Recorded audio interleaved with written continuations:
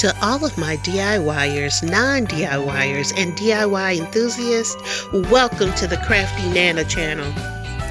Do you want to see how I take this lantern from drab to winter fab? Keep watching as I partake in Kenya's Decor Corner Winter Lantern collaboration. The link to Kenya's channel and the playlist for this collaboration is listed in my description area. As you can see from the table, I'm going to use Mod Podge and fine glitter. But first things first, I have to disassemble the lantern.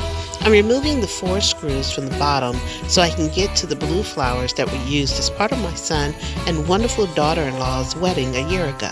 But you know, DIYers, we can and will repurpose a magnitude of things. Phew, the screws are out. I removed the glass, flowers, and gold trim.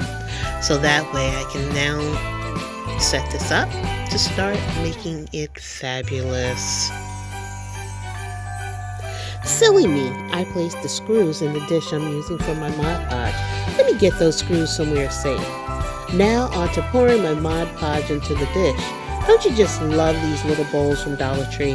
Not only do I use them for Mod Podge and glitter, I also use them in my DIYs to add height to things I'm styling.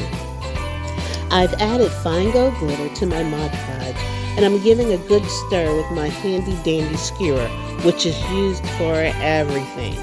Stirring, holding things in place when I'm using hot glue. This thing is the best support tool ever. Once my glitter and Mod Podge are blended, I will apply the mixture to my lantern.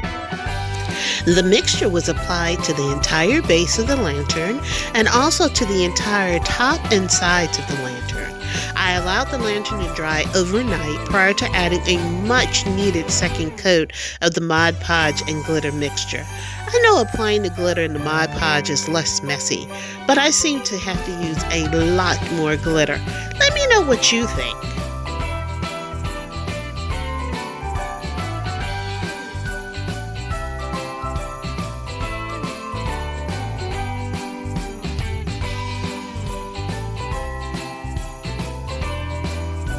I know watching me apply my Mod Podge and glitter is like watching paint dry. Hang on in there. I promise it gets better.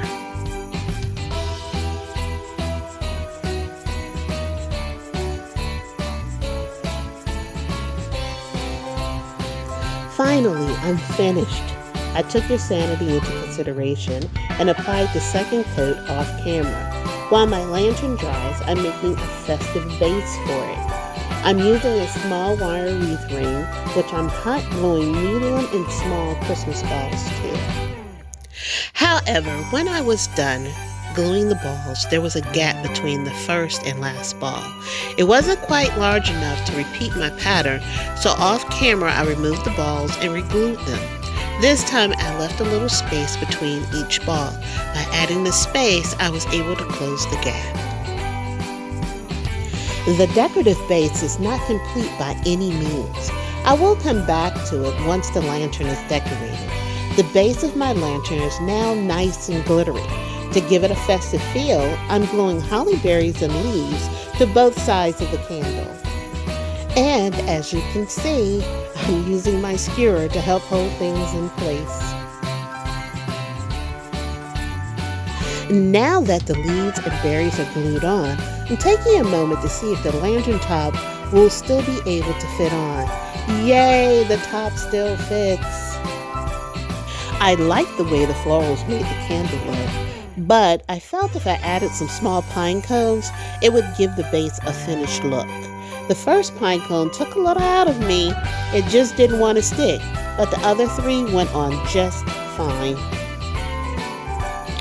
Once the pine cones were in place, I put the lantern top back on and moved it to the side. Now it's time for me to put my flowers together that I will be using to decorate the top of my lantern. I'm using a floral and a poinsettia from the Dollar Tree. I'm also adding some leftover floral pieces that I had laying around to make the top full all the way around, since I'm not adding a ribbon.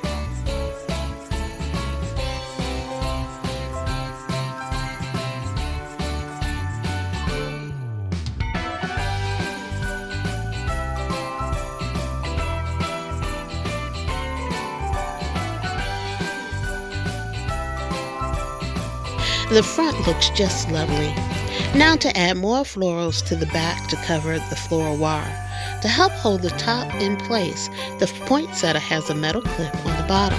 I used the clip and clipped the wire to a piece of the floral. By magic of video, the back is filled in. How do you like it? My lantern is fully dressed. Now back to the festive base that I was working on earlier. To help the lantern sit up a little in the festive base, I cut a wooden skewer into 4 pieces. I glued a piece to each bottom corner of the lantern. I then glued the lantern to the wire ring. Don't worry about the wood feet because they will be covered up. If you are enjoying this video and want more, please click the subscribe button. For the finale, I am filling in the area closest to the lantern with florals that I picked up from Michael's. I'm also using the leftover holly florals to fill in the bottom area of the festive base to fill in the spaces I left when I was gluing the balls down. I used 2 of the Michael's florals and 2 of the holly florals to fill completely in the area. Here's my completed lantern. The collaboration was to also show how you styled your lantern. Unfortunately, the room that I want to put my lantern in is still decorated for Thanksgiving, so I placed it on a table in my bedroom with a couple of other items I created for Christmas. Don't be surprised if you see this lantern styled in a different area of my home in subsequent videos. Thank you, Kenya from Kenya's DIY Corner for hosting this collaboration. If you've never been to her channel, you need to really go there. Her hauls and decor are fabulous. And remember to show your support by viewing everyone's video in the playlist. You may come across a diamond in the rough. I'm Crafty Nana. I create indoor and outdoor home decor on a budget using multiple media, wood, metal, cloth, etc. If this is your first time to my channel, welcome, and I hope you will come back. If you enjoyed my video, please click like. If you want to get notified when my next video is available, please subscribe and click the notification bell. If you know someone who likes these kinds of videos, please share. Thank you for your support. And remember to add a touch of love to each crafted piece.